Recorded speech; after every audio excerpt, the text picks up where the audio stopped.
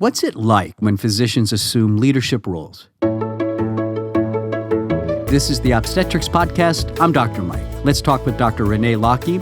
Dr. Lockie is Site Director of the OB Hospitalist Group. This is an interesting topic to me, and it's something that I kind of wish someone would have taught me a little bit before jumping into a leadership role. So I actually think this is awesome, and I'd like to start with having you kind of describe your role as a physician leader within your organization. Did you ever envision that you were going to be a leader like this? So my current role, and the role I've had since 2015, is as Site Director of University of Colorado Memorial Program in Colorado Springs. This program started in 2015, and I was on the original team.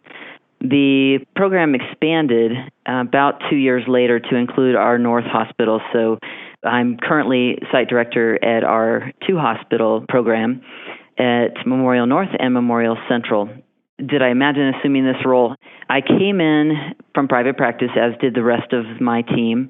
We all transitioned over to hospitalist work, looking for a change in lifestyle and a slight shift to our career and to be inpatient providers only.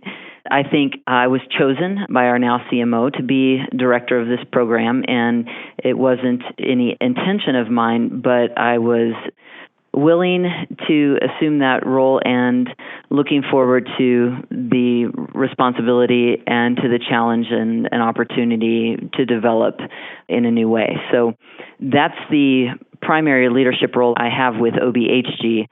Secondary to that and more recent, I have taken on a large leadership role at our hospital as the medical director of a women and infant service line. I have a dual role now, both with the University of Colorado Health and with OBHG, a complementary and dual role. So thinking back to that time when your CMO with the OBHG group or OBHG came up and said to you, Dr. Lockie, I need for you to be site director. What was your initial thoughts at that point? And what was your gut telling you at that point? Well, I did ask why. There was a bit of reluctance on my part to take on a leadership role because I was exhausted. I was tired from 12 years of private practice, and I was looking for a change. I was relocating to a new state, and I wanted something a little more restful. So the idea of taking on some extra responsibility at that point, I wouldn't say I was enthusiastic about it. However, when asked why am I chosen of these 4 providers at this site to be the director, I was told that it was based on leadership skills and gifts. And to me, that was a compliment and honor and maybe some recognition at that point that, yes, maybe I should not resist the opportunities that come my way with regard to leadership, but instead embrace them and step into them and recognize that there's something that I bring to this position that can be utilized in a way that I should acknowledge and step into and not resist. So that's the honest answer at that time. And I think I recognize the qualities that I have as a leader.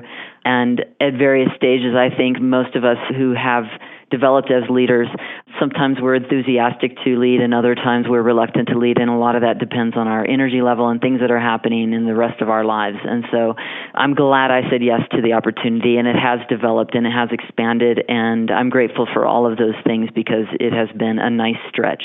A lot of physicians, when they hear about this, or maybe they're an opportunity to become a director or a manager of a site or a clinic or what have you, you relate to this too, right, Dr. Lockie? We've been so focused on clinical practice, so focused on medicine and keeping up every day with medicine that many physicians, when presented with that opportunity, don't necessarily feel like they're equipped to really lead the way maybe a director needs to lead. So what does your organization do to help develop that in doctors, to help equip doctors to become leaders?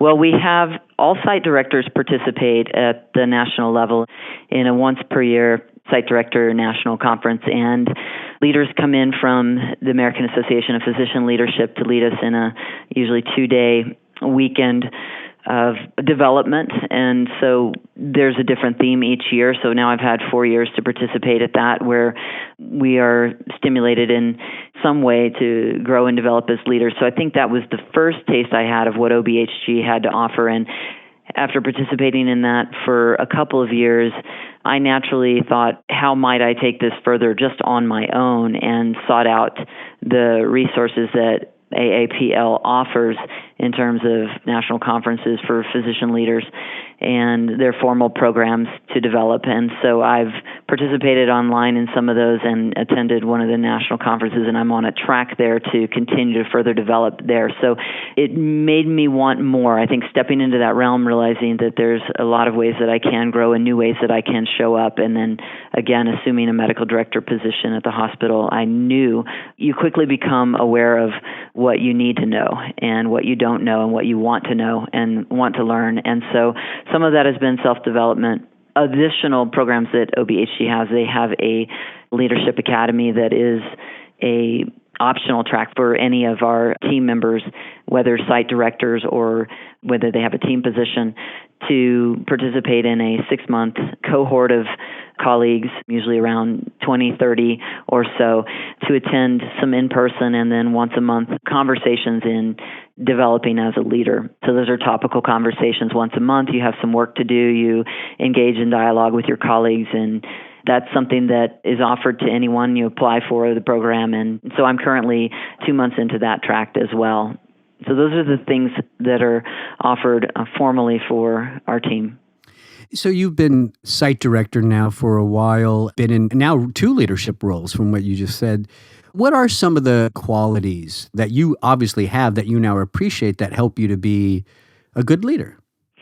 I think the most important piece is the relational piece, and I consider myself to be a strong relational leader, and that is knowing my team well and the people we serve well and building those relationships. So some of the foundations of that, I think, are the importance of authenticity and humility, integrity, just being a person that your team and your direct reports, your team and those that you serve in leadership find you approachable, relatable, open, and available. Some of those pieces are the most important, and building relationships, I think, is at the center of effective leadership, is simply being someone that others want to connect with and feel comfortable coming to with problems, with suggestions, with ideas. So I understand that you held a retreat for your physician team. And now that you gave that answer, I kind of see why you did that. Tell us a little bit about retreats like that and connecting like that and how it impacts your leadership skills and also your team. I did decide that our team, for a number of different reasons, we were probably a couple of years in as a team working together, and we'd gone through some pretty hard changes with the expansion from 1 hospital to 2 hospitals and major shifts in town of practices, relocating, the addition of a trauma service and the opening of a children's hospital. There was just a ton of change that we were weathering together, and it was heavy. And I knew that we not only wanted to be together to support one another, but we needed that, and we were not going to weather this change if we weren't a strong team. So I saw that as an opportunity to start team retreats, and we're having them every 6 months. And it's basically just a 48-hour period of time for our small team to get away, to get coverage of the hospital by our backup providers so that we can get away and get to know one another better outside of work, to enjoy one another, some rest and some recreation. We've been skiing together. We've played some games together. And then also just to have a concentrated amount of time to focus on what's going well and what's not going well. Where do we need to grow and develop? How could we become a stronger team? And I think that's hugely important. We all enjoyed it and look forward to the next one. And so as soon as one ends, we start thinking about what could we do next in the next season. I think it's been very valuable. That sounds fantastic. And it fits in with kind of your core idea about what makes a good leader. I'm sure that's helping you with your connections and communication, so that's fantastic. Kind of in summary now, Dr. Locke, what would you like other physicians out there who may be contemplating a leadership role or wondering if they have the leadership qualities, what would you like them to know about taking on a leadership role in their group? One is recognize when others trust you, that you are trustworthy and therefore have something to offer. I think most of the time the best leaders are ones who are encouraged to lead, not ones that necessarily seek out opportunities to lead. I think they learn that they're good leaders because others tell them that they are, and then they trust that. And I think when you are being encouraged, it's because people find you to have those qualities. I think then it's one of those, are you going to see this as an opportunity to overcome your weaknesses, what you see as your weaknesses, and to walk in the strengths that others naturally see in you, to develop yourself further and to grow, to encourage others to be the best that they can be on the team. I think everyone is a potential leader, and I think you can lead from wherever you are in any positions. I certainly don't see my ability to lead specifically related to my role as a site director or to my role as a medical director. I think just simply being a physician on the team or a member on the team is opportunity enough to show up the way you want to show up and to lead in your area.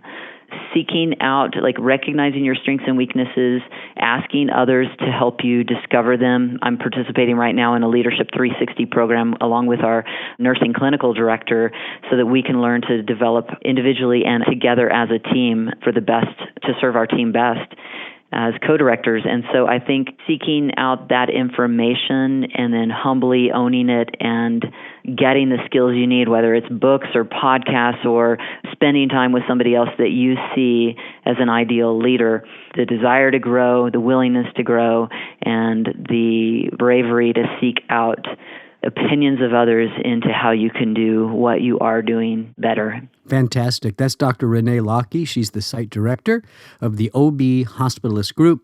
If you are interested in joining Dr. Locke as an OBGYN physician at OB Hospitalist Group, visit obhg.com/clinicians.